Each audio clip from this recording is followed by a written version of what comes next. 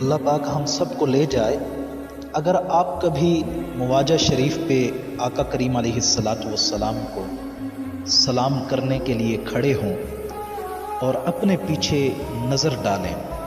تو آپ کو ایک بڑی سی کھڑکی نظر آئے گی، اور آپ کو سن کر حیرت ہوگی کہ یہ کھڑکی 1400 سال سے بند نہیں ہوئی۔ اور اس کی وجہ کیا ہے؟ کیونکہ ایک عظیم باپ نے اپنی عظیم بیٹی سے اس کا وعدہ کیا تھا کہ یہ کھڑکی ہمیشہ کھلی رہے گی،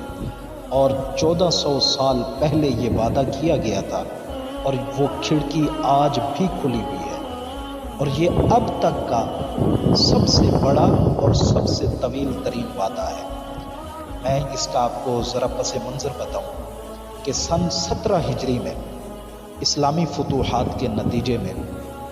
مسلمانوں کی کثیر تعداد کی وجہ سے خلیفہ دوم امیر المومنین سیدنا عمر ابن خطاب رضی اللہ تعالی عنہ نے مسجد نبوی شریف کی توسیع کا حکم دیا، مگر خود جناب سیدنا عمر ابن خطاب رضی اللہ تعالی عنہ کو ایک بہت بڑی مشکل درپیش آ گئی، اور وہ کیا تھی کہ ام المومنین سیدہ حفصہ بنت عمر رضی اللہ تعالی عنہ کا حجرہ مبارک جنوبی جانب اسی جگہ پر واقع تھا کہ جس طرف سے مسجد نبوی کی توسیع کرنی تھی، جہاں اب لوگ رسول اللہ صلی اللہ علیہ وسلم کے لیے صلاۃ و سلام کے لیے کھڑے ہوتے ہیں۔ یہ وہی جگہ ہے جہاں پر جناب سیدہ حفصہ سلام اللہ تعالی علیہا کا حجرہ مبارک تھا۔ اور اگر ہم یہ دیکھیں کہ یہ کمرہ جنوب کی طرف بالکل اکیلا ہے، اور مسجد کے لیے اسی جانب توسیع کرنا پڑ رہی تھی، اس لیے سیدہ حفصہ رضی اللہ تعالی عنہا کے حجرے کا وہاں سے ہٹانا ضروری تھا۔ مگر سوال یہ تھا کہ سیدہ طیبہ طاہرہ حضرت حفصہ سلام اللہ تعالی علیہا کو اس حجرے کے خالی کرنے پہ کیسے آمادہ کیا جائے، جس میں ان کے شوہر کائنات کے والی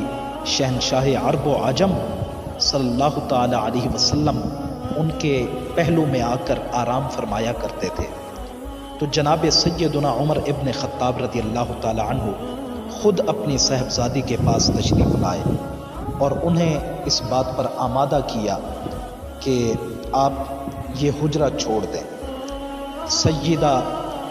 حفصہ سلام اللہ تعالی علیہا نے جب اپنے بابا سے یہ بات سنی تو سن کر پھوٹ پھوٹ کر رو پڑی، اور اپنے اس شرف و عزت بھرے حجرے سے نکلنے سے قطعاً انکار فرما دیا کہ جس میں ان کے محبوب شوہر آقا کریم علیہ الصلاۃ والسلام آرام فرمایا کرتے تھے۔ حضرت عمر ابن خطاب واپس لوٹ آئے اور کچھ دنوں بعد دوبارہ یہی کوشش کی، مگر معاملہ تو ویسے کا ویسا ہی رہا۔ ام المومنین نے دو ٹوک انکار کر دیا، اور کوئی بھی انہیں اس بات پہ آمادہ کرنے کی کامیاب کوشش نہیں کر پا رہا تھا۔ اب دیگر اصحاب رسول بھی ام المومنین کو راضی کرنے کے لیے کوشاں ہوئے، آگے بڑھے، مگر حضرت سیدہ حفصہ کا ایک ہی جواب تھا کہ میں اس کو نہیں چھوڑ سکتی۔ مختلف طریقوں سے آپ نے ان کو قطعاً انکار کر دیا، کیونکہ وہ ایک شرف و عزت والے حجرے میں رہ رہی تھی، جہاں فقط ایک دیوار کے پار ان کے محبوب شوہر کی تربت مبارکہ تھی۔ آج دیکھیں کہ ہم والدین کی گھر کو، جہاں پر ہمارے والدین نے زندگی گزاری ہو، چاہے ہم جتنا بڑا بھی کوٹھیاں بنا لیں، بنگلے بنا لیں، محلات بنا لیں، لیکن اس کے باوجود والدین کی وہ جو ہماری نشانی ہوتی ہے اس کو چھوڑنے سے ہم قطعاً انکار کر دیتے ہیں۔ اور وہ تو وہ جگہ تھی جو کائنات کی سب سے عظیم ترین جگہ تھی، جہاں پر آقا کریم علیہ الصلاۃ والسلام ان کے ساتھ آ کر آرام فرمایا کرتے تھے، تو اس لیے آپ قطعاً انکار کرتی رہی۔ تو اب سیدہ عائشہ صدیقہ سلام اللہ تعالی علیہا اور دیگر بڑی خواتین نے مداخلت کی اور سیدہ حفصہ سلام اللہ تعالی علیہا سے عرض کی کہ مہربانی کریں آپ یہ جگہ چھوڑ دیں۔ تو سیدہ حفصہ نے ایک بڑی شرط کے ساتھ اپنے اس فیصلے پر عمل کرنا چاہا۔ آپ نے فرمایا کہ میری ایک شرط ہے، اور وہ شرط یہ ہے کہ ان کے لیے ایک کھڑکی کھول دی جائے جہاں